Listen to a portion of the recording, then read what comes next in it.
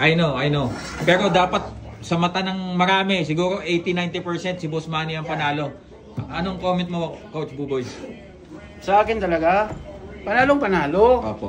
Pero ang hindi ko lang gusto yung magpalit ng corner sa taas. Yun talaga ako. Naiyak ako. Panalo talaga tayo. Alam ko panalo. Minsan nakakasakit lang, di ba?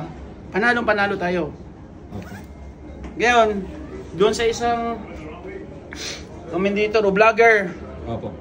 na nag-comment, nakita ko yung comment mo. Opo. Di ba sabi mo, pag dumating na si Pacquiao sa 5 round o pataas, di ba? Dinilat niya ang dila niya. O ngayon, pinatunayan niya ang laban. 12 rounds. Oo. Tapos siya pa yung nag-dominate. Tapos sabi mo, dapat tanggalan ng lisensya si Manny Pacquiao dahil 46 years old na. Nagbabayad ka ba ng tax sa Pilipinas? Para mag-comment ka ng ganyan?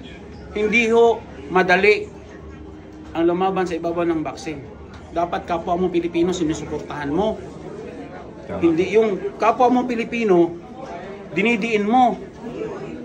Sa bagay, kapwa Pilipino naman natin na nagbinta sa mga dayuhan eh. Pero ikaw, vlogger ka, maniwala ka sa akin. Ang nakita kita, sampalin kita. Boy, isa na lang. Thank you kay Coach Boy. And very, we know, highly emotional. Kasi, pangit